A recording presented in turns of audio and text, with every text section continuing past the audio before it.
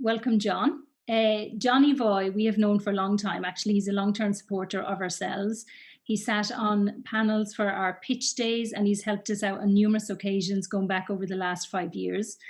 And John is the general manager now of Grow Remote. He just moved into this position. And Grow Remote is a non-profit community project. They're on a mission to enable us to work, live, and participate locally. And they do this by making remote work both visible and accessible. I think it's very topical at the moment, and I myself am very interested in everything that John has to say. So John, I will hand it over to you. Thank you very much, Pauline, and thanks everybody for being here. It's lovely to see some familiar faces, as you mentioned, and thanks as well to Eamon, I see him there. So yeah, it's lovely to have the opportunity to talk a little bit about the organisation that I work for now, called Grow Remote. As you mentioned, we're a non-profit on a mission to help people live and work locally. But that's a very quick summary of all the multitude of benefits that we believe remote working can bring to everybody, to individuals, to communities, and to companies. So I'll talk about that in a bit of detail. I'll try and have this as conversational as possible. So if people just want to jump in and ask questions, that's fine. Or if people want to put the questions in the chat, maybe you might spot them, Pauline, and just shout them out to me or whatever.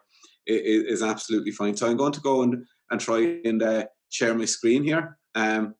So see if this works now. I'm sure it will. Okay, so is that okay? Can everybody see that? Yep, we can see that. Yeah. Yeah.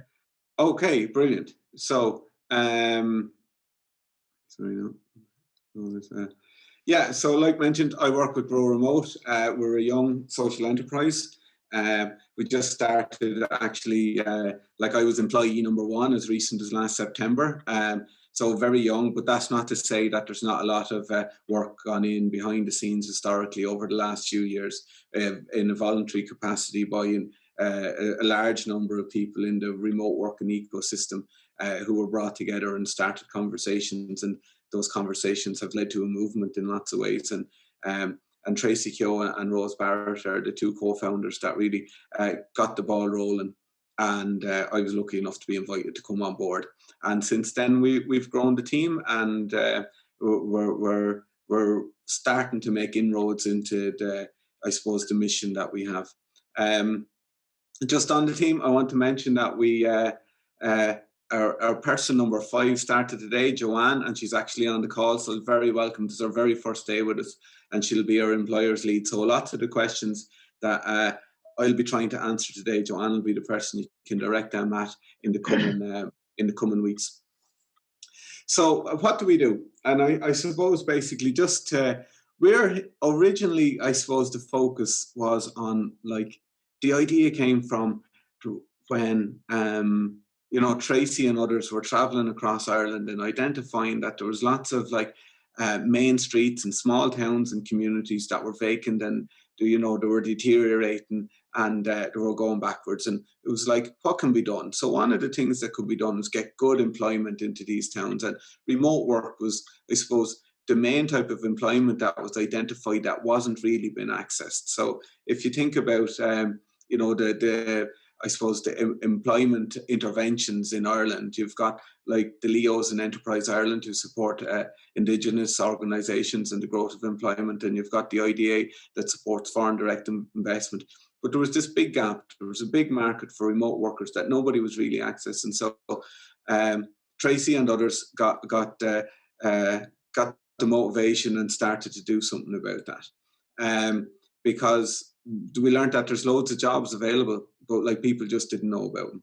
So that was the start of the ball rolling. And since then, we've learned lots, and our work is kind of to build out that ecosystem. So basically, we work right across with communities, with companies, and with individuals, and we try and bring all the information that's out there together and share it openly and as transparently as possible, so that the ecosystem can flourish. So up to this point now, there's about 130 community groups after being born out of Grow Remote. We call them chapters. About half of them are in Ireland, and the rest are obviously in different countries. In terms of individuals, I suppose one of the biggest things we do is obviously membership of those chapters, but also we offer training and skills to remote working.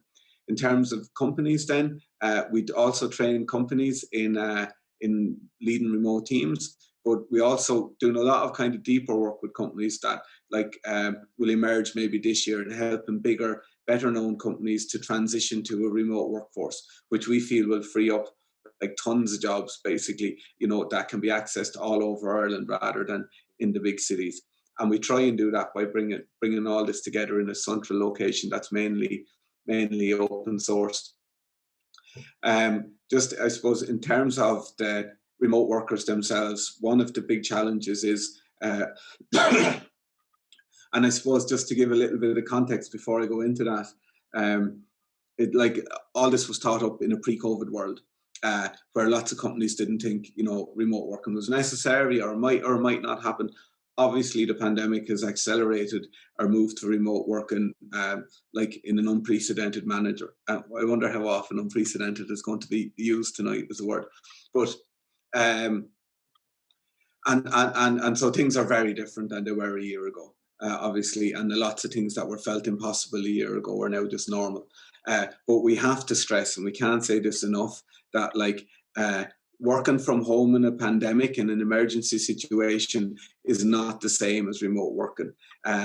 Remote working, when hopefully things get back to normal in a location agnostic manner, where people can spend some of their time at home or some of the time in the office or work from wherever they want, and different places at different times, whether that's the local coffee shop or the local hub, which I know Annabelle is going to talk about, and which is, I think the hubs and the co-working spaces are an absolute essential element to making the potential for the impact for remote working a reality in the coming years. So one of the things we really want to do something about is if you visit any town or village, urban or rural, and you hear anybody saying there's no jobs around here, we want to dispel that myth, because it's just quite simply not true anymore. There are really a lot of jobs available everywhere, every day. But I suppose they're not the jobs that people are used to accessing, and there's a piece of work to make them accessible and visible, and to let any local population kind of feel that they've got the confidence to access these jobs. And I think that's the biggest task we have. You'll see a map there where some of the main remote first companies are hiring in Ireland. Now you'll see the list, and you may have heard of Shopify or eBay, but a lot of the lists on the bottom of that slide are not that well known. GitLab, the biggest remote employer in the world, Automatic, another huge fully distributed company. A lot of people might have never heard of those, and yet they're employing all over Ireland. You see, the problem is they've got such access to talent, the global workforce, they don't need to advertise the jobs. And that's kind of where Grow Remote came in one of our early interventions. We started to collect all those jobs and put them up on the jobs board where they're accessible to people in Ireland. Those companies don't have to advertise jobs because they're in such demand. So, and there's one stat which is quite amazing, really. An estimate by EU Remote Jobs is that there's 720,000 jobs per year available to people in Ireland. Now, they're available to anybody in Europe or anybody in our time zone, but there's that many jobs available for people to apply to at any time. And that's a huge number. So we really have to work at getting our job seekers, our labour market to be in a position to apply and be successful in getting those jobs. And a part of that, and you'll see on the map there, but also to do with the chapters, part of what makes that challenging is that these companies don't, like I mentioned, don't have to advertise. And that's where the chapters come in. They spread by word of mouth. If somebody in a town, in a small town, Ennis, for example, not too far from where you are, gets a job in Shopify or in GitLab, and they can tell their friends, or they're part of the local chapter, and they can tell at the local chapter that, oh yeah, we're also recruiting another 1 or 2 people. You'll see that on another map, that the clusters of where these people work and starts to spring up. And that's where the real magic starts to happen. And we also know from research that for every 3 new jobs that come to a community, it enhances or it facilitates another 2 jobs to be sustained locally. And that's really important. Just very briefly, I won't go into the detail of this. I thought it was appropriate to show it this evening because I know Social Impact Ireland does such great jobs at supporting social enterprises on their journey, and they know all about theory of changes. Basically, on the right-hand side, you'll see what we're working towards in the long term. We want people to be able to live and work wherever they want in Ireland, and we want communities right across Ireland to be sustainable and to flourish both socially and economically. And basically, if you halved the rest of that slide, on the top half of that slide, we're helping the supply of remote jobs. And on the bottom half of that slide, we're helping the demand for remote jobs. And the demand, we're training people who are job seekers. We're giving them the skills they need to look for those jobs. On the top half, we're helping those jobs be advertised, but we're also providing the skills, I suppose, that company needs to transition to remote, which is not easy. By the way, Pauline, please jump in. I'm not keeping an eye on my time, so interrupt me. I have a tendency to talk a lot when I get going. So as you mentioned, I think the research coming out of Galway, and I think even the research you did on your own Twitter poll this afternoon was indicating that people's choice of where they want to work is changing dramatically.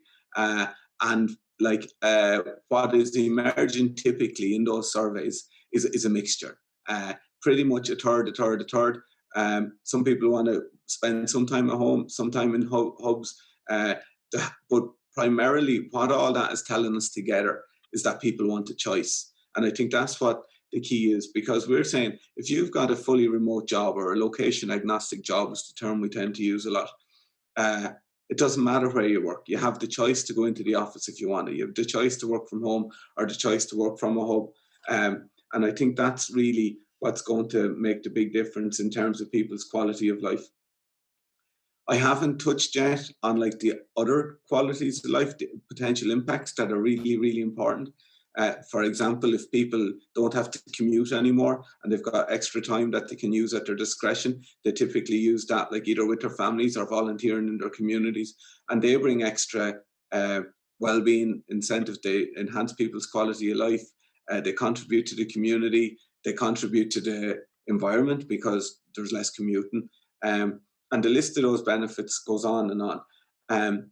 We believe that if remote working is to truly be the revolutionary catalyst that we believe it is, it has to work for people, for profit, and for the planet. And profit is very important because we know at this stage, we've all worked in social impact for a long time. If things, have the best social impact in the world, but if they don't work for companies in the long run, they won't happen. But we believe that remote working is like an ideal solution for all of those. Just going to talk a little bit about the transition, or not even the transition, I suppose, where remote jobs are and some of the challenges that are being faced in terms of making it a reality. So we talk about that location agnostic, but actually if you dive into it a bit, most companies don't just say you can work from anywhere. You need to commit, whether you're going to work from home, whether you're going to work from home and an office or from home and a hub. And some companies who advertise remote jobs, Shopify, eBay, they want you to work from home. And again, I'm not talking about the situation that's arisen in the pandemic where people are forced into their box rooms or working from the kitchen table. But if you were to apply for a customer service position at eBay, which are really good jobs, by the way, in terms of salary and benefits and pensions and things like that. And a lot of people mightn't be aware, they're typically looking for 30 to 40 people at any one time in Ireland. But you usually have to have a setup at home. You have to have an office. You have to be able to commit to being able to close the door, to have privacy so people can't overhear the phone calls. Quite realistic stuff. But these are the things that people need to be aware of if they're looking for jobs in these positions. As well as that, there's other challenges. So you see Bank of Ireland there, for example, who are in the process of transitioning to remote. So if they don't allow people to work from hubs yet, and that's a little bit understandable if you think, like, you couldn't really have somebody from a bank hooking up to a Wi-Fi if they're not 100% sure of, like, the security levels, for example. So I know that the network of hubs are doing a big piece of work to make sure that's possible. And you'll see the logo for NASEC there, who are the National Association of Community Enterprise Centres. Like, at Grow Remote, our I suppose mission is very aligned with theirs. Like, we see that hubs and co-working spaces are an essential part of making this work for everybody. One of the big problems so far we see is that a lot of the big companies in Ireland don't pay a stipend to allow an employee to work in a co-working hub. So, like, while they're prepared to pay for all the expenses in an office, they weren't yet prepared to pay for the co-working space. We feel this will change, and we feel that this will make a huge difference for the distribution of wealth and quality jobs. And I suppose that's a real key, is that why do companies want to do all this? Is because they'll have access to talent that they quite simply don't have otherwise. If you're based in a Midland-sized town or in one county, you'll just have limited access to talent. This way you can access not only the best talent in Ireland, but we are focused on Ireland, but the best talent from everywhere. And that's a game changer. Like, we're working in the knowledge economy. Any company's biggest assets are their people. And it's just the future of work is different, as they say. So, but just to dive a little bit into, like, the big challenge, we see a lot of those companies that were mentioned earlier, the GitLabs or the Shopifys, they're well set up. They're remote first. They're going to be able to cater really easily for remote workers. That's how they're designed. However, I think the big change in Ireland is going to come if, like, big established Irish brands or multinationals transition to remote. We're starting to work with them on that. And there's some challenges. So in a transition to remote, there's three kind of things that companies need to look at. So policy, yeah, that's doable. People can write a good policy. They have the staff to follow it. People are smart. Technology, yeah, that can be put in place. You know, the different tools we all need to work, the different security systems, whatever we need. However, the third thing there, culture, that's much more difficult. That's where the stumbling blocks come in. And again, I think in terms of the community of practice, that's where, if companies come together and just share their learning about how they're going to get through that, those challenges will be overcome. We did see some really interesting research from one large Irish company where between 70 and 80% of the staff, like, in a post-pandemic world, would prefer not to return to the office. But between 70 and 80% of the managers wanted to return to the office. So that says, like, management has to change. How we manage has to change. For example, we have to begin to measure outcomes instead of inputs. It's not how many hours of the day you sit at the desk. It's what you produce. And that should be a win-win for everybody. I'm just conscious. I'm beginning to dive into some really kind of specific details about remote first. We think it's very interesting, very useful to companies. But I'd be more interested maybe in hearing about if anybody in the group have any questions around, because it might be more to do with what individual remote workers are seeking as opposed to what companies are seeking. We know that hubs are a very important part of this. And again, there might be people here from hubs who might have some questions. So does anybody any questions, or will I continue down this path? We've a couple of questions, and if anyone else wants to jump in, please feel free. We have a couple of questions in the chat. Actually, Tracy is in the chat there. Tracy, kudos to you. You are on the ball, girl. You keep going. I think that's Tracy from Grow Remote, is it, John? Oh, fair play to her. Yeah. I can't see the chat now because my full screen is sharing. I think it's Tracy Kyo. She's flying it though. She's answering all the questions for you. What did we have? People were asking, do companies do they provide funding for a setup for a home office? Tracy said, yes, some companies do. Someone else wanted to know, did Grow Remote, actually an interesting one, do Grow Remote offer advice on how to set up an office at home. You know, I think one of the things that COVID has done is it's produced sore necks and sore backs and Wi-Fi problems, and you know, so I suppose. Yeah, so that's interesting. I was on a call with Arthur Cox. So this is where the legals come in. I was on a call with Arthur Cox just last week, and basically, so we're in a very unusual time, and COVID has caused all these emergency kind of situations.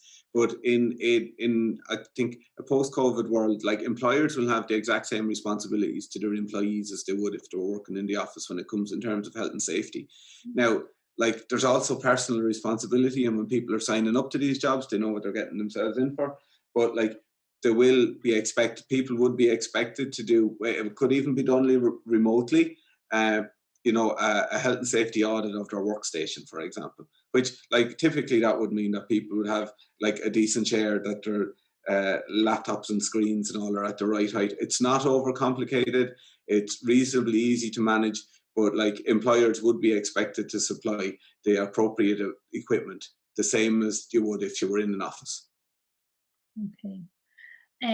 Interesting question there. I know Tracy linked something to the person, but the question was, what about people in their 50s? So people in their 50s may be made redundant, have valuable skills, but don't know how to break into the market. So when you look at all those logos, like quite young, hip, kind of techie type companies, you know, is there a small bit of, now the person used the word ageism, I kind of think, is there a small bit of exclusion maybe from a certain sector of? So I would say no, right? So it's interesting. I think there could be a perception of that. So it's like, I think if anybody's got the skills to access these jobs, they've got a better, like, it's actually the contrary. Like, remote work should, in essence, be more inclusive.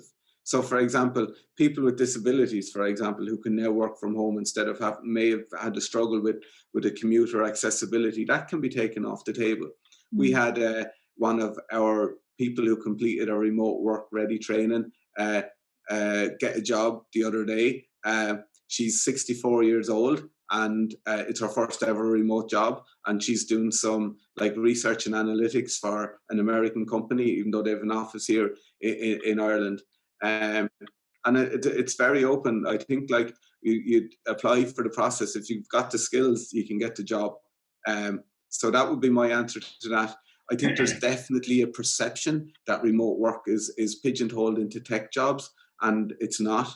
So anyway, the logos that are on the screen right now are to do with remote first companies, which are like just one part of like the remote working ecosystem.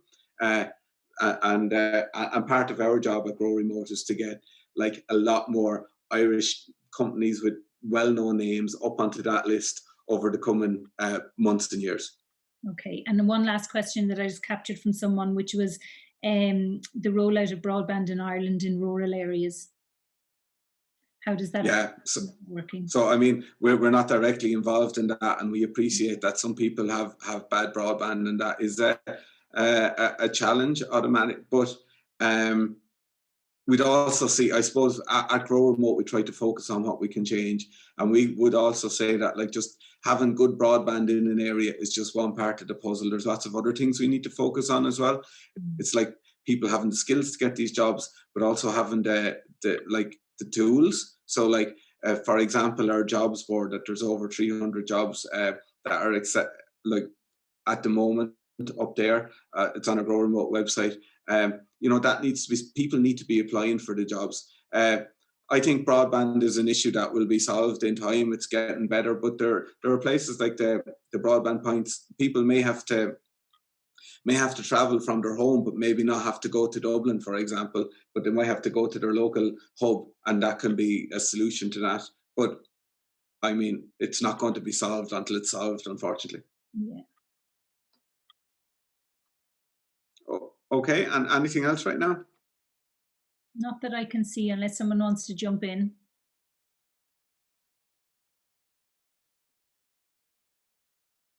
Okay, I have a couple of more slides, I think, points that are worth making. Actually, could I ask? Yeah, hi, Owen. Is it? Question, John. It's Owen Costello. It is indeed. How are you keeping? Good, thanks.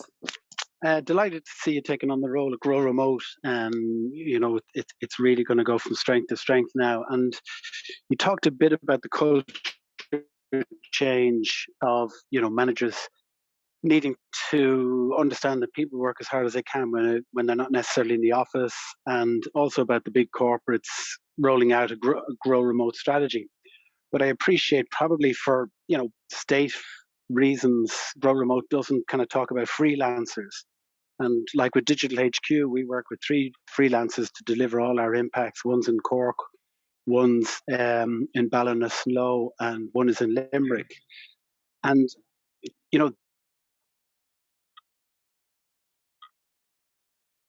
yeah, sorry. I'm not sure if you're finished there, Owen. But yes, so we do that on purpose, Owen, to be honest. We focus directly on like permanent or like at least full-time jobs that would have the same the same conditions as a full-time job if it was in a specific location. Sorry, I think breaking up, Owen. It could be me or it could be Owen, I'm not sure. Sorry, John, I'm back again. There was a bit of a break in the... yeah, I think no problem. So I was just saying that we do focus on purpose. We focus on full-time jobs. We don't look at freelancers or part-time work, because what we're trying to do is we're trying to get those jobs into communities that have all the benefits, where people can have full-time, they have their annual leave, they've got their pensions, etc. Because sure, it's like we want those. Now, absolutely saying that those other roles are very valuable, but we've taken a conscious decision to focus on the full-time jobs with all the benefits that people can access in all over Ireland, hopefully now. I suppose, look, where I'm coming from, John, is that for small businesses, if you want them to start leveraging the skill sets that they won't have in-house, so particularly post-pandemic, a lot of small retailers are going to need digital marketing expertise, etc., and they find it very hard to get, and they certainly don't have the resource in-house to employ them. So, look, I appreciate it's probably not for phase 1 or even phase 2 of Grow Remote, but down the road, that whole area of connecting small businesses with remote working freelancers could really give small businesses the extra talents that they need that they can't employ in-house. Yeah, thanks, John. Absolutely. As thanks, well, Paulie. and it's Thanks, up for consideration for the future. Yeah. Brilliant. I'll go back on mute. Okay. No, no problem. Pauline, how much longer do you want me to? Will I get back into it, or do you want to? I'd say jump back into it. How long? Yeah, jump back into it. Maybe 5-10 minutes. Okay, brilliant. Yeah, perfect. So Kate Lister is probably the world's leading researcher when it comes to remote work, and some of the things that she says we all need to do if we're going to embed remote working as one is make it available to everybody, and that it's like that the roles are remote and not the individuals. So one of the challenges that many people may be aware of is like in the past, if somebody got high enough up in a company and they were trusted, they might say, you know, oh, can I work from home for a while? And because everybody knew them, yeah, that's grand. They're not going to be dossing off. And that issue of trust is something I'll touch on in a minute. And it's the biggest, it's one of the biggest challenges. But we're saying that's not good enough. We're saying when jobs are being advertised, they need to be, the role needs to be fully remote. So somebody in Cahersiveen or in Donegal can go for a job the same way as somebody in Dublin, for example. The second point is like it saves a lot of money for a company. For example, if there's not as much need for overheads because of offices, to reinvest that money into the team in different ways, whether that's setting up the home office or bringing people together for all the remote workers together on retreats or, you know, team events. We feel that would be huge to make remote working work. And then training people managers. And that's something we've got straight into at Grow Remote, and we've a leading remote teams training. And we've been working with companies like Aer Lingus, AXA, Deutsche Bank, a few of the different government departments, AIG, and it's really been successful. That like there has to be a mindset change for managers. And I think that's fundamental to making this work for everybody. So some of the problems and some of the solutions to those problems. Technology is one of the big things. So like even ourselves at Grow Remote, a small team, we probably use 5 or 6 or 7 different platforms, and we have different preferences. I think there's lots of tools out there. There's going to be lots more tools coming on because there's such a demand for it. It's a matter of trial and error for each company to find what works, and a bit of commitment to different things, you know, whether that's your Trello, your Teamwork, your Notion, all of those things, Teams, Zoom. We've all got like so fluent in talking about these things that we mightn't have been comfortable with a year ago, but it's still a matter of trial and error. Social isolation, probably the biggest issue. It's hard to judge it right now. Like, there's been a lot of talk about remote working in the media over the last year, obviously. It's hard to believe it's a year. But like, asking somebody, are they isolated while they're working at home and they're told to isolate, is a bit of a silly question. It's like, you know, it'll be more to see how that pans out in the future when we can get back out, get back into the hubs, you know, maybe go to the office if it suits us now and again. But when we talk about isolation, it's not only about social isolation. There's a thing like resource isolation that is an issue. So like a lot of companies, for example, if you're not on site, you can't access like all of the data that, like, there might be a LAN network or something. So that means remote workers are more isolated than others. That's something that needs to be solved. Onboarding and training is a big challenge. I mentioned Joanne, she's there somewhere. Like, we were trying, like, developed a very like early prototype for an onboarding, you know, a fully asynchronous onboarding system. We tried it for the first time today. Like, I suppose at Grow Remote, we just have fun doing those things.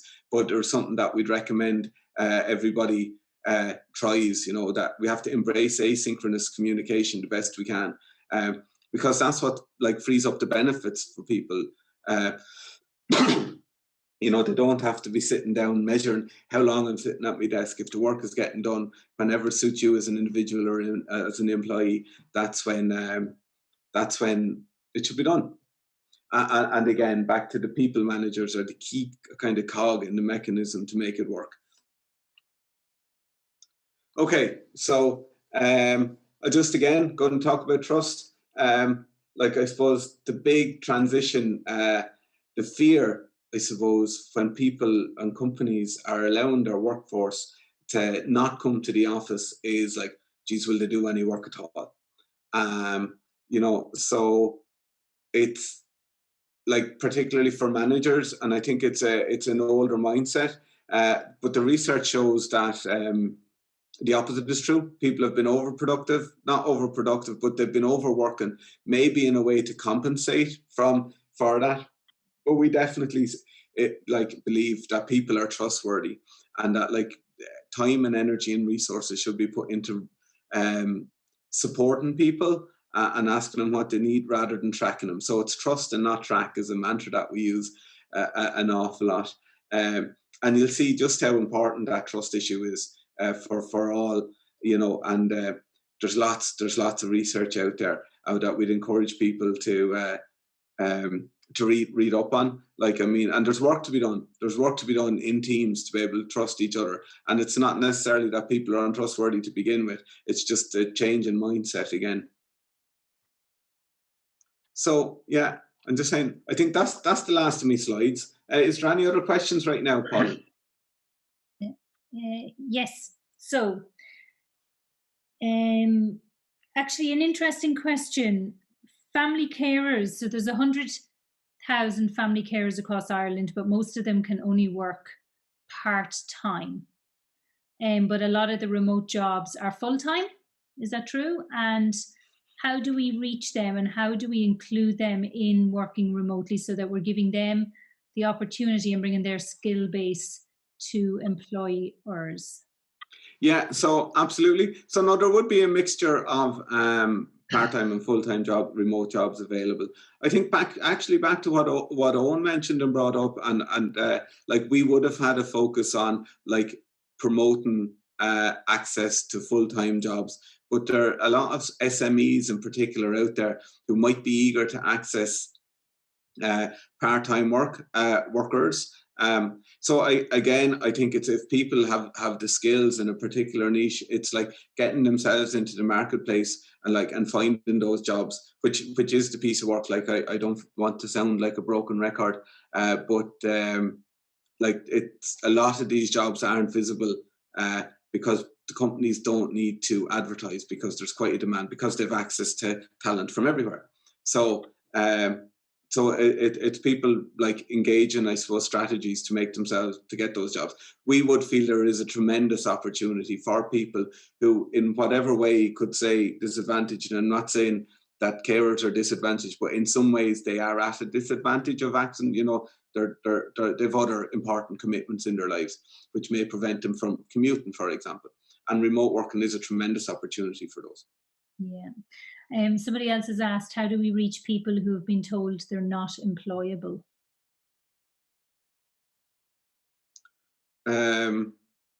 Yeah, so I'd like to know more about that question, to be honest. Like, again, why would somebody be told they're not employable? They might have different challenges to overcome. But again, maybe remote working or the thing is a tool to help them. Love to know more and where that question is coming from. Yeah.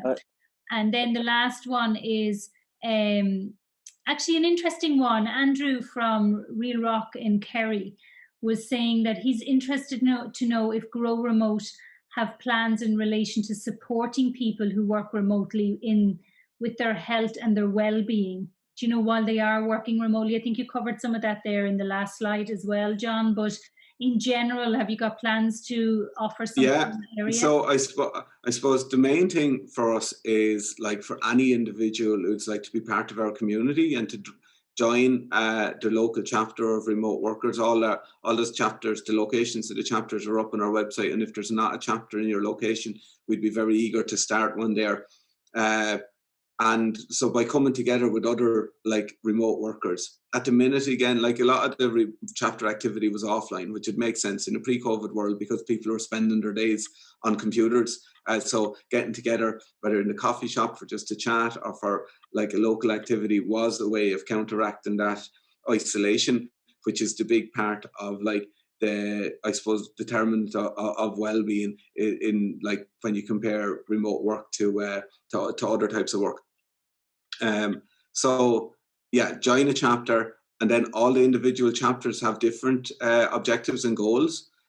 So if well-being is an objective of that particular chapter, we'd be only too happy to help and put whatever supports in place. We do have lots of regular events like for the entire community, not just for local chapters, and quite a number of them focus on well-being. It's really a key part of what we do, to be honest.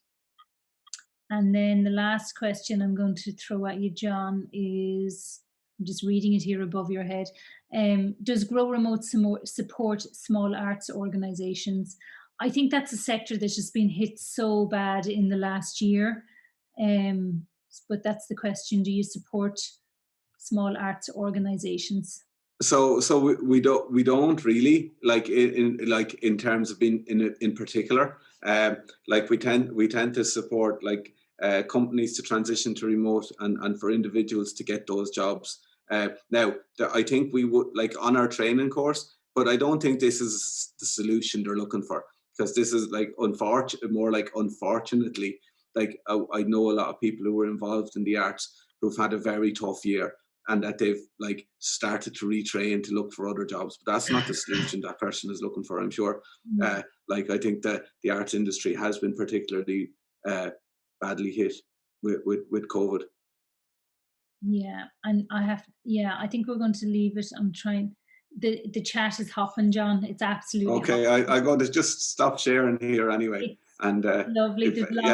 There's lots of people. I think I've covered, if not all, I've covered most of the questions, but lots of sharing of different things. You've got different chapters around, people are on talking about what's coming up. Really lovely to see all that interaction in the chat. Very supportive of everyone as well. So if anyone else has a pressing question that they would like to ask John, now is your opportunity. And I'm going to be on, so if anybody wants to ask a question in the chat, I can answer it through the chat while the other talk is going on from Annabelle, if you like. That's a good point. And you can also find John on Twitter as well at Evoy John, isn't it? EVOYJOHN.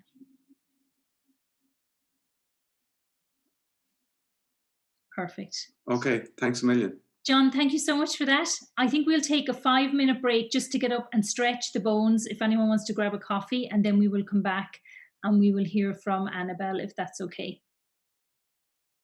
Welcome back, everyone.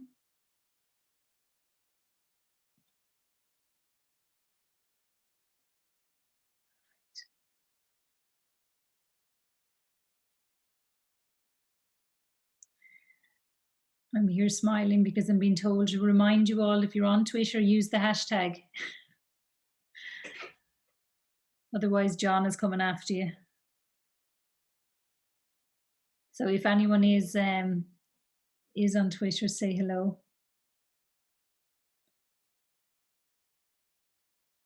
So Annabelle, are you all ready? Absolutely ready to rock and roll. All ready to rock and roll. Well, I found that really interesting. I learned loads from John, and I'm equally interested in hubs. I'm one of these people who my ideal is actually the mixture. It's the part at home and part in an office environment. I think one of the things that I miss is the social element. You know, I really miss the coffee. Breda, we miss our coffees, don't we? And Evelyn, like, you know, just those chats. And we're based in the Innovation Hub in the Nexus Innovation Centre in UL. So we mix with a lot of startups, all sorts of startups. And hopefully there will again, but there was always, you know, that lovely buzz of that startup energy. There's enthusiasm, especially some of the tech guys, like, God, you just look at them going, oh my God, they just speak a different language. But you really take that vibe over the coffee or over lunch or whatever. So I really miss that. I can't wait to get back to some element of that. But equally, I don't want to be back in an office full time. In the first lockdown, I joked with the team. In the first lockdown, I was out in the shed, in the garden, quite a nice shed. I remember. Yeah, do you remember that, Annabelle? And I was so happy in the shed in the garden because the sun was shining. We lived by a stream. The kids were out playing. And I had everyone told, I'm not going back to an office at all. And then you add weeks and months, and we're a year later, and I'm like, oh my God, take me back to the office. So for me, it is that combination of the both. Yeah. So that's why I'm so interested to hear what Annabelle has to say. And we've been working with Annabelle in Dublin actually for the last year in partnership with the Innovate community. So we've really gotten to know Annabelle, and we've really gotten to know aspects of what happens in the hub up there and the work that they do. And it is genuinely very exciting. They're very creative and innovative spaces. And I have a bit written down that I just want, so I do them justice. So innovation communities, they work with organizations in the public and private sectors to develop ideas and projects that address social needs. And I'm going to hand you over now to Annabelle, who will take us through that in a little bit more detail. And the same applies. You can feel free to ask questions in the chat or on Twitter. We'll get to you there. And then we'll have an opportunity to ask directly to Annabelle as well. So Annabelle, I am going to hand it over to you. Thank you, Pauline. Let me just take your time. Share this now with you.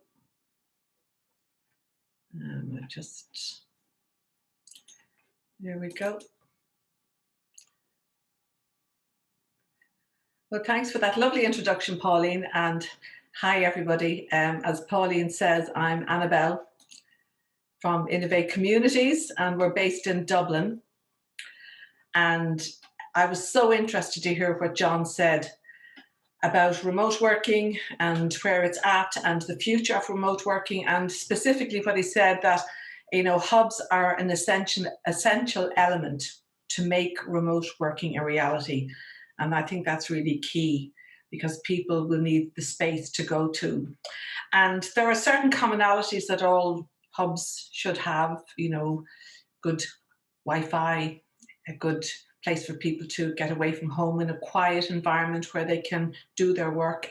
But then there's all the extras, as you said there, Pauline, there's the social element, not having social isolation and all of that. So what I thought I would do this evening would be kind of to take you inside our hub and to show you a little bit about how we do things and what we offer our members. So as an example, there are very many different types of hubs out there, but I suppose just to give you an example of what we do, because we're quite specific, we work with not-for-profits and with startups, and that would be very much our area of focus.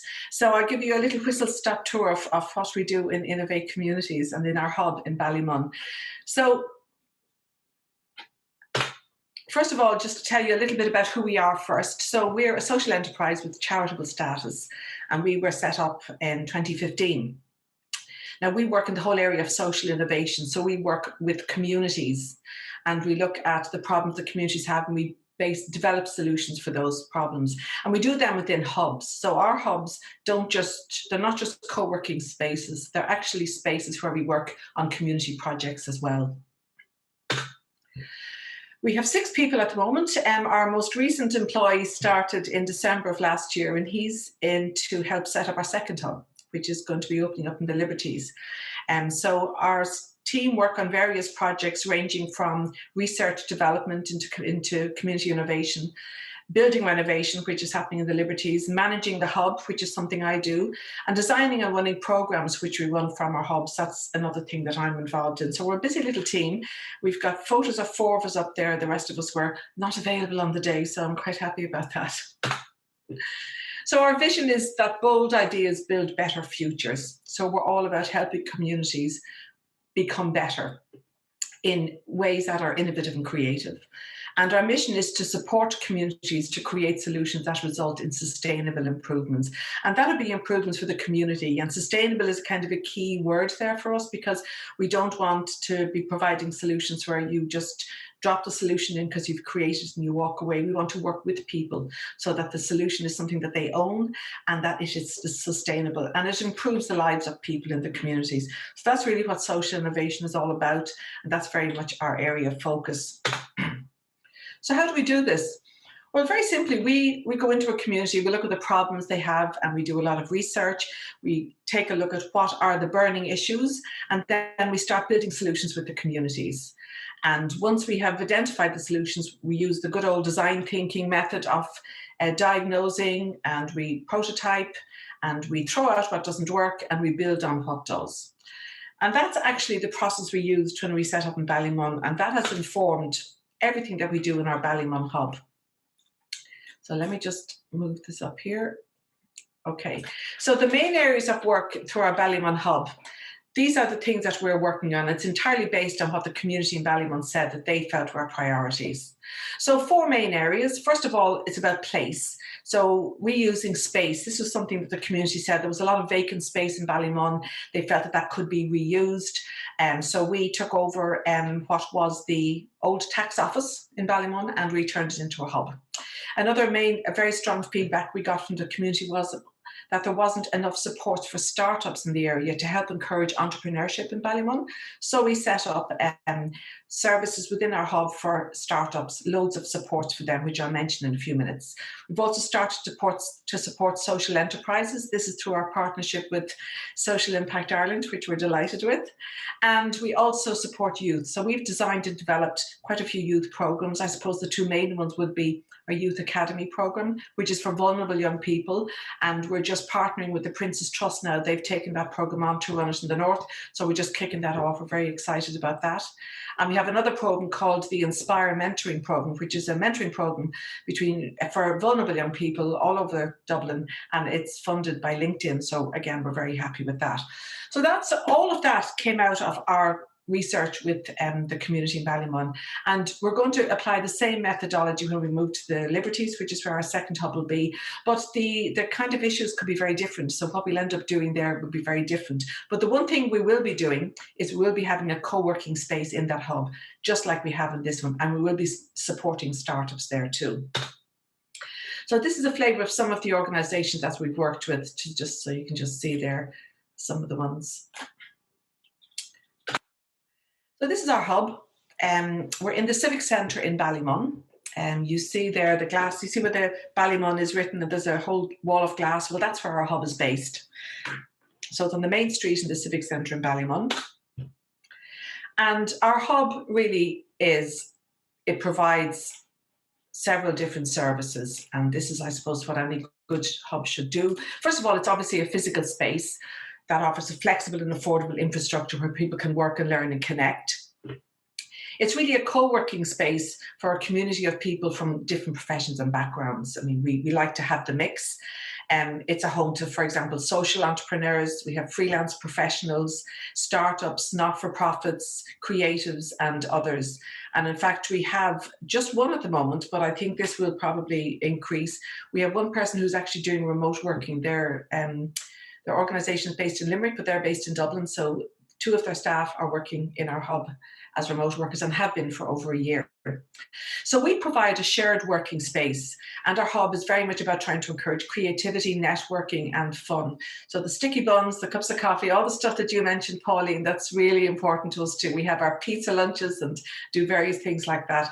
And I have to say, we're really passionate about supporting startups and supporting our members. And we do this by trying to foster a very collaborative environment where people really help each other and they support each other, and really curating a space where the natural interactions between people can turn into good networking opportunities. And we've seen that happen time and time again. Networking. I can't tell you how important that has been for us to be able to help our members, because a lot of members who join us will be startups, as I mentioned earlier, and they wouldn't really have had a network developed. So we're very well networked locally in the community. We would be members of the local Chamber of Commerce, Executive Council. We sit on various local business networks, and we're connected into a lot of different organizations. So we're very good at kind of networking people and connecting them with other organizations who we feel would be of use to them.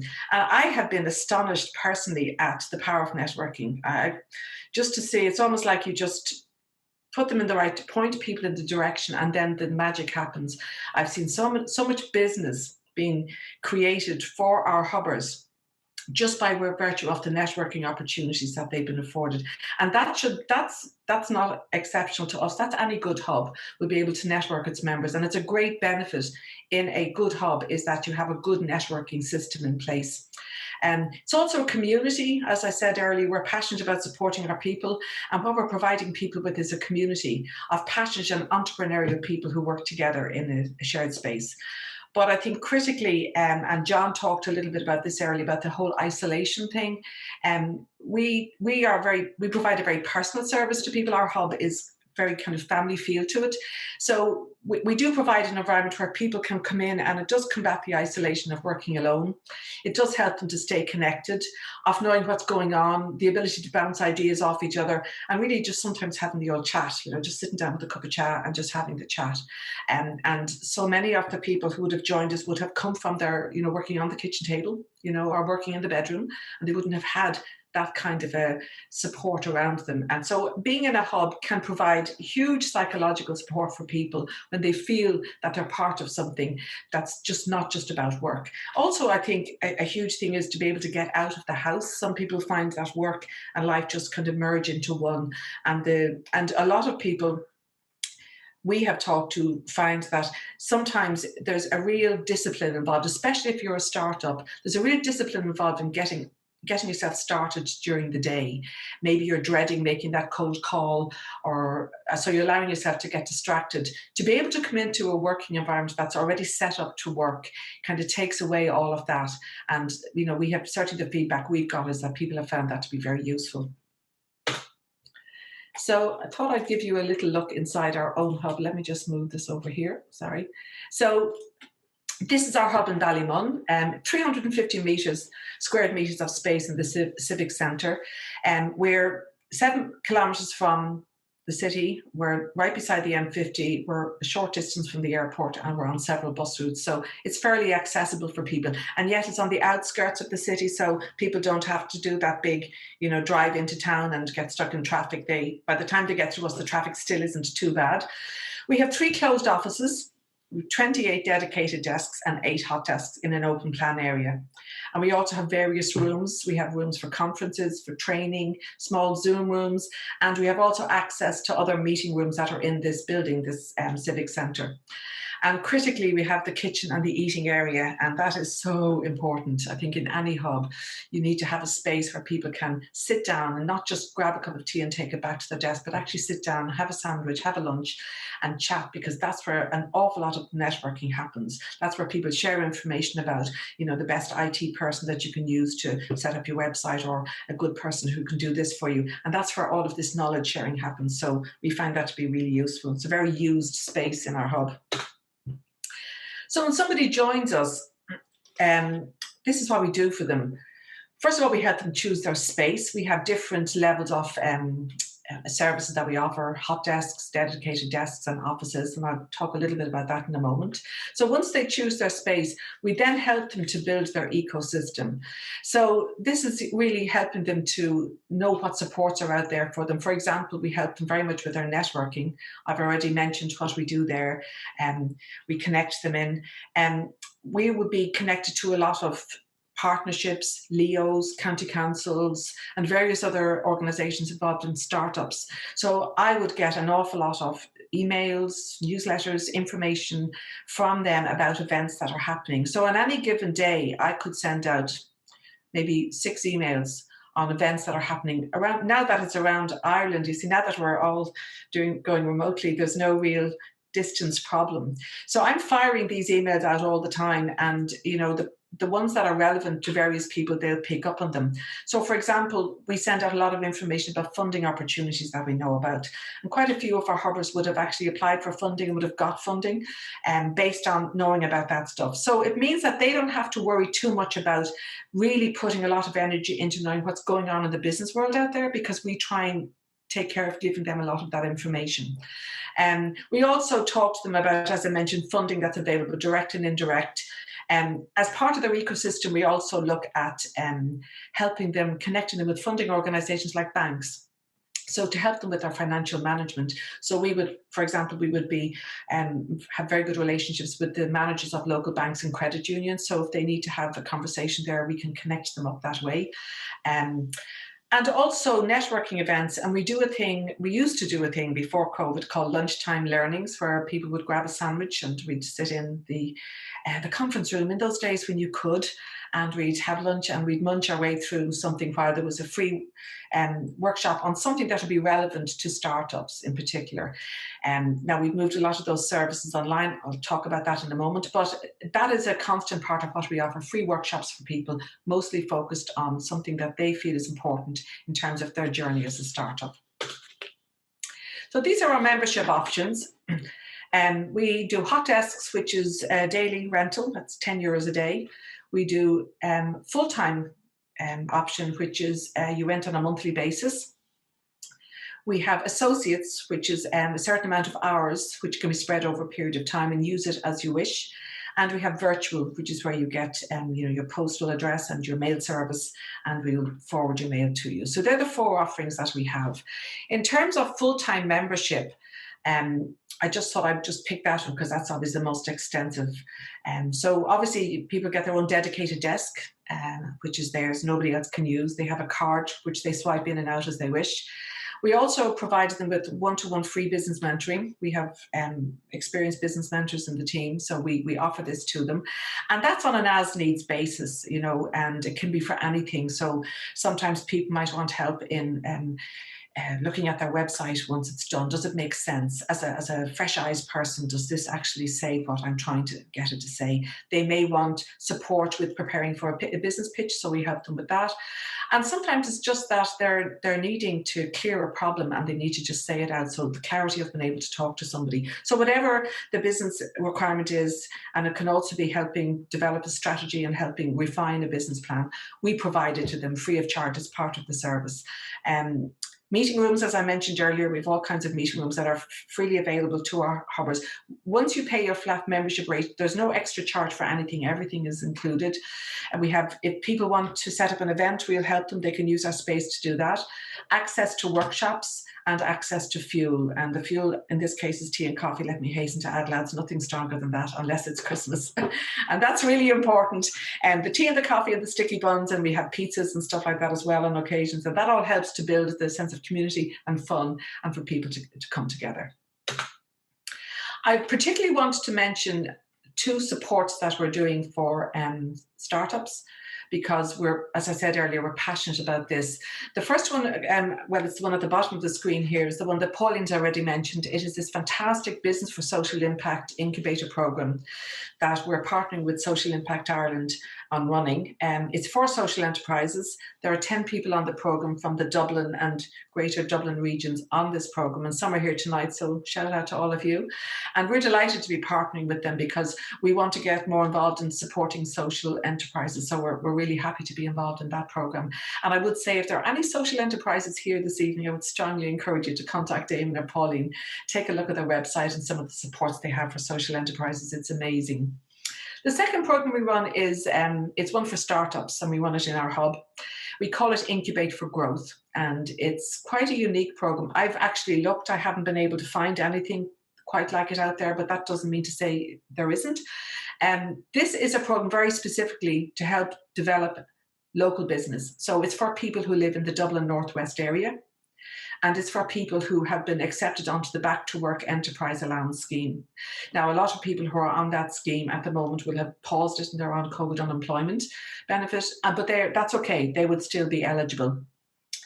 On this program, we have, every year we open up 10 spaces in our hub, and we offer free membership to 10 people on that program for 10 months. So they literally come and go as they please. They use the space as they want. And we do very regular business mentoring with them. So that's a very targeted mentoring. When they start the program, I sit down with them to go through their business plan and we identify what their goals for that 10-month program will be. And then we meet on a regular basis after that to see how things are going against the goals and if things need to be pivoted. And God knows that has happened a lot over the last year. Or things need to be changed, we will help them on that journey. The whole idea of the program is it's an incubation program, high level of support to help these startups really get launched and thrive. It's now in its 6th year. We've just opened up recruitment for 2021. And so we're currently accepting applications for it. And up until the end of last year, we supported over 50 startups. And this is a highly successful program. And some of our members would be, for example, one of them is in all of the Aldis in Ireland at the moment. Another one awards for their product. And so, it's a very successful program, and we're loving it because, as I said earlier, we really love supporting startups. And then COVID arrived. So I just thought I would spend just a moment talking about this temporary situation we're all in. It is temporary, I know that. But what do you do when you have a hub and then, people have to go home because we're in lockdown? Well, our hub never closed during COVID because we house essential services. So our hub has always remained open. And our hubbers who are not essential services have dipped in and out depending on the level of lockdown. All right. But of course, we did move a lot of our services online to be able to continue to support them, especially during level 5 lockdowns. So our coffee breaks now are virtual. So we do that. We catch up. It's a way of staying connected and keeping the chat going. We still do a lot of networking events, but obviously all of our networking contacts have moved their events online. So we connect our people, our hubbers into them. Mentoring is now online, and we also have added an increased level of support for our hubbers because some of them have been struggling, and they're at home. So we've kind of stepped up the support. And the lunchtime learnings have turned on to online learnings, and we normally do about 6 a year, but last year we did 15, and a lot of them were around how to develop your social and your digital presence online, because that was such a key concern for all of them. And as I said earlier, we're expanding. We're moving into the Liberties in Dublin 8 with our second social innovation hub, and we're very excited about that. And we will be looking at more social enterprises to work and to help them, support them in that space. And finally, just to say thank you, that's a little whistle-stop tour around the Ballymun Hub and how we do things. There are my contact details. Absolutely feel free to contact me if you have any questions. Love to hear from you. Thanks very much, Pauline. Annabelle, everyone is loving the term hubbers. The chat has gone wild with the term hubbers. Like everybody's just loving it, so they are. Oh, sorry. Yeah, that's what we are, our hubbers. Oh, that's brilliant. Thank you so much for that. A couple of questions. I just tried to capture them as I went down. Does anyone love hubbers as much as I do? Can the hub provide back office services like reception, bookkeeping, or anything like that? No. It's a good whole working hub. I'm afraid not, no. Somebody wanted to know, how do you qualify for access to the hub? You contact me and we have a chat, and there's a kind of an informal interview that we go through. I suppose the main thing for our hub is that we need to meet everybody before they join, because we need to make sure that they will feel comfortable in the environment that we have, and B, that they will enhance that environment. So, you know, we would definitely have the conversation, and then we would usually offer them a month to try it out, you know. So, you know, or maybe they might want to just try it out for a month, just light trying it out. And if they're happy after that and we're happy, then we're good to go. We try to keep everything really informed. We're very low on sort of paperwork and procedures. We're very high on just getting things done and just trying to keep a relaxed vibe going around the place. So. And somebody wanted to know, I'm just going to ask it, are all hubs charging VAT on hot desks and co-working fees? No, we're a not-for-profit charity, so we don't charge VAT at all. Okay. And another question is it a must that hubs across Ireland are wheelchair friendly? I know ours is. Is it a must? I presume it's the building regulations that come into that, wouldn't it? It would be building regulations. I can think of a few that aren't. So I would say probably not. It's not a must, but I think it's a should. Yeah, I agree. No, interesting question. What else have I got? Do you find, I have a question here. Do you find that the mixture of people, they benefit each other? Very much so. And I think it's about the fizz you create. You know, if you have all of the same type of people, you'll have kind of all of the same kind of conversation. And while that could be fine in a very specific type of hub, what we're trying to create is a place where difference is tolerated, where people connect and they spark off each other with different ideas and different experiences. So, for example, we have a couple of large not-for-profits, large charities that have space in our hub. And we've been able to connect them with some people who they would not normally have connected with in the hub. And we've also been able to connect them with the community outside of the hub, which in turn is benefiting them for some projects they're working on, but there wouldn't have been any immediate connection between all of them. So we just find if you have a different groups, it creates a much more vibrant place, and the networking really works better. That's been our experience. Yeah. And then the last question that I can see, and I hope I'm not missing anything, is what happens when somebody grows out of the space in the hub? I assume. Yeah, we're delighted when somebody grows out of the space. I'll give you because it means that they've moved on, you know. So we're always happy. We had one guy who moved on because he got a €1 million investment for a medical device that he had set up, and he needed a place with lots of rooms where he could expand. We also had the men's sheds. John will be familiar with the men's sheds. The men's sheds were one of our first. In fact, they were our first hubbers, and their team started with a team of 3 in our hub, and then they grew to a team of 12. And by the time they reached the team of 12 and 13, it was time. They were literally bursting at the seams. So they moved out just over a year ago now. And that was a cause of great celebration for us, because we had seen them move from a small team of 3 to this. It was the CEO, the headquarters of the Men's Sheds Ireland, I should say. It wasn't a branch of the Men's Sheds. So we're delighted, because that means we've done our job. We've helped to grow and to develop and support, and then people move on. Yeah, yeah. I'm actually here now, Annabelle. I'm so conscious that I keep looking down because I'm actually looking at Twitter and I'm looking at stuff I've That's written okay. down. So that's what I'm doing. Annabelle, if you want to stop sharing your screen there, and we'll just see if anybody else wants to come in. There's there's quite a few questions that people want to know how to fund a hub. I'm not sure that's for tonight, but maybe that's something that if they want to contact you separately on. Absolutely. Yeah, people are really impressed. Twitter here is inspirational talk by Annabelle Conway. Lots of really good feedback coming in, Annabelle. I think everyone is even surprised at what a hub offers, because I think we've all heard, a lot of us have heard about hubs and innovation hubs, but we've never really understood or had a glimpse into the back end to see what was really involved or what they even look like, you know. So I think it's been lovely for me just to get a good feel for it. But it's so inspiring. I hope we see lots more of them coming up around the country. But does anyone else have any questions for Annabelle, who's only too eager? This is the thing with Zoom now. Everyone's going to leave us hanging, Annabelle. I'm just going to check the chat one last time before I... Oh, I love your energy and passion, Annabelle. Thank you, is in the chat.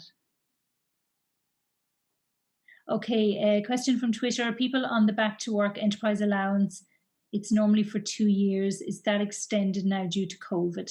Do you know that, Annabelle? My understanding is, I'm not 100% sure on it, but I think it is, because the Back to Work Enterprise Allowance would have been paused while they were on the COVID payment. But I can actually, if whoever asked that question, I can check that and get back to them if they want to. I think it came in. Details, and I could check that for you and get back to you tomorrow. There's no problem there. Yeah, I think it came in on Twitter. Great presentation, Annabelle. Thank you. No, I think that's it. Unless anyone else wants to jump in now, please feel free. But there's nothing else coming up in the chat or Twitter. I have to say, I'm really looking forward to when we can get back to normal and have a really buzzy hub again with all of the people around. That's always been such a joy. It's fabulous. Yeah, it's really good. So I'm looking forward to when we can do that again. I've got one last question. I'm actually going to go with it because it's a good one from Ronan. Annabelle, if the Minister for Enterprise asked you to suggest one thing they could do, what would it be? Well, I think if the Minister for Enterprise asked me to suggest one thing they could do, I think it would be to make it easier for startups. You know, I think, for example, the Back to Work Enterprise Allowance scheme is one of the most successful schemes that the Department of Welfare have actually set up, the DSP. It's 20 years running, and so many businesses have managed to get a startup. But once they finish on that, they're kind of on their own, you know, and it would be lovely to see the Department of Enterprise step in then and say, well, look, the supports that have come from the Department of DSP, we will now help you. Because I know myself from having seen it so many times, starting a business is tough. You know this, Pauline, and it takes years and it takes resilience. So in order to really help businesses who are starting up, I think if there was a longer span of support in place for them, that could be through funding, or it could be maybe through sponsoring some places in hubs, you know, something that makes it easier for them. Because I know so many of them give up because they can't afford to stay in a hub space, for example, and yet they need desperately the life's blood and the connectivity that being in a space like that offers them so that they can grow their business. So I would say maybe extending the support to startups would really help. Yeah, I agree with that as well. I think that like it takes 3 years, you know, easily, really a minimum of 3 years. And people need that support in order to get to that stage where a business becomes viable and self-sufficient. So, yeah. And it's also a roller coaster. The development of a business is, you know, anybody here who's set up a business knows this. You go up and you go down, and there are times that you just think, why am I here? What am I doing this for? And they're the times that you really are in danger of crashing, you know. And if you have somebody or something that can help pull you on and let you see beyond that, what that means ultimately in terms of value, it means that any of the money that the government has pumped into keeping people, to helping people set up their business, that isn't wasted, that you're giving them a little bit of extra help. So you're actually amplifying the impact. And so, yeah, I'm a big believer in that. Yeah, and I actually am a big believer in the hub environment for that startup for that reason. I think for the roller coaster of it, There's times like where you just walk out to the kitchen and you just think, I can't do this anymore. And then you meet somebody, over a coffee or passing in the corridor. And it's just that conversation that actually puts you back up on the horse and keeps you going for another while. Absolutely. Yeah, no, I think that support is invaluable. Annabelle, thank you so much. Pleasure. And thank you to everybody. And by the way, anybody can feel free to contact me afterwards, and my contact details are there. I'm happy to talk to anybody or answer any questions that they might have about what I discussed. Thank you, folks. Perfect. Thank you. And we will be sending out a recording, and we will capture as much information. The chat is wild, so I think everyone on the team is out with the pens trying to capture it all, but we will capture as much information as we can and send it. We are planning to do these events on a monthly basis. So do sign up for our newsletter. You can find it on our website, socialimpactireland.ie. The next event that we have is actually a social enterprise spotlight. So we're running a spotlight series. We are so passionate. We believe in the social enterprise business model, but actually it's the people behind it. We want to bring them to the fore. We want to bring them out onto the platform and really start to see who are these people behind the social enterprises, so that we can connect them with them in a stronger way. And then we can figure out between all of us, and it will take all of us as a community, to make sure those supports are put in place and strengthen the sector so we can get even more social enterprises off the ground and to growth and scaling. So please stay tuned, connect with us and see what's coming up. And it's been an absolute pleasure this evening. Thank you so much to John. Thank you so much to Annabelle. Thank you to all of the Social Impact Ireland team. We would not be here without all of them. Trust me, what's going on in the background. No, guys, they're amazing. Like, I sometimes laugh because I have the easy thing where I just turn up and talk. They are in the background. They're on Twitter. They're in a WhatsApp group. I'm getting messages left, right and center. They're reminding me what to do, what to say. They're absolutely phenomenal. So they are. And do stay in contact, and we hope to see you at one of our events in the future. Thank you all. Thank you.